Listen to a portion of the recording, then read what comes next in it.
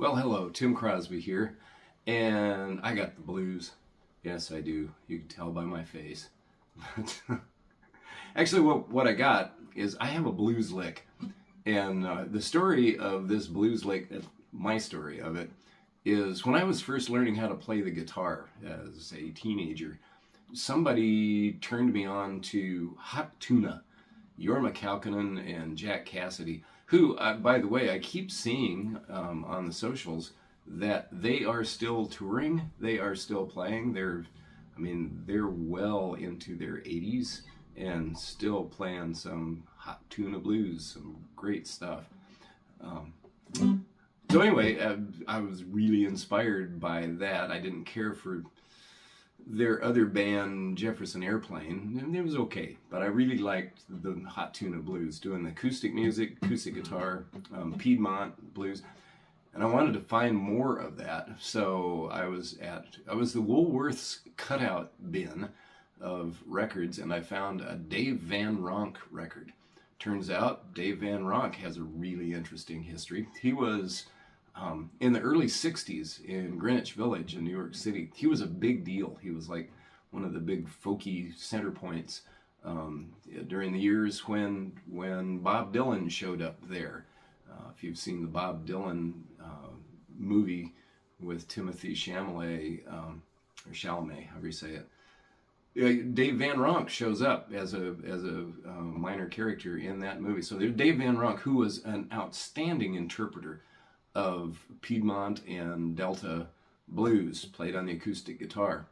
Well, it turns out he came by that interpretation quite honestly because he took music lessons from none other than the Reverend Gary Davis, who was one of the probably one of the more famous of the first recorded generation of blues players. And so I recommend, if you're interested in such things, I recommend looking up the histories on those people. Reverend Gary Davis was cited as an influence by people like that Brit guy, what's his name, Eric Clapton, I guess, and people like that learned from Gary Davis. And so anyway, I recently was revisiting the song "How Long Blues," which was the song that I abandoned trying to learn because I couldn't figure out what the lick was. And the light bulb finally went on. And it's a lick that apparently Reverend Gary Davis says he got from a piano player, but it falls onto the guitar pretty nicely. And so I'm saying, come on, Tim, let's hear the lick. I'll look up the stories myself. Here it is.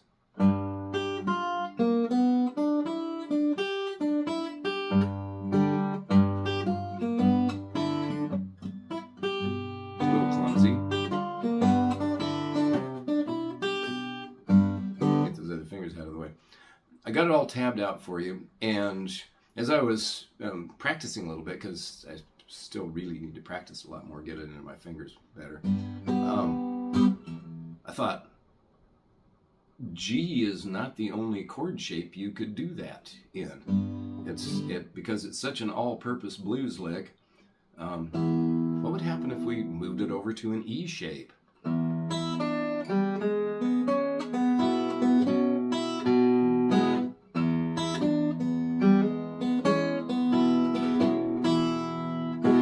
Because what it's got these classic blues elements in it, the blues scale thing. Let's go back to G and I'll show you what I mean.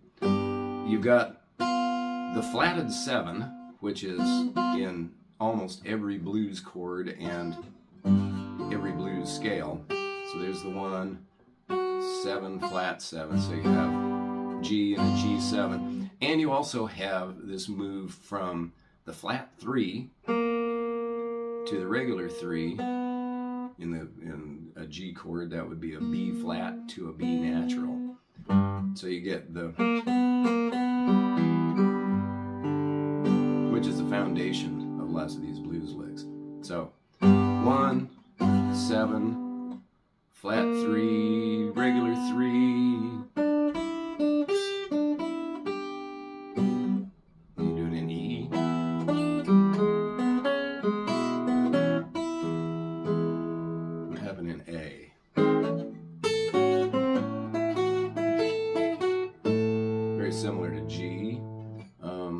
C might work. Let me think this through. All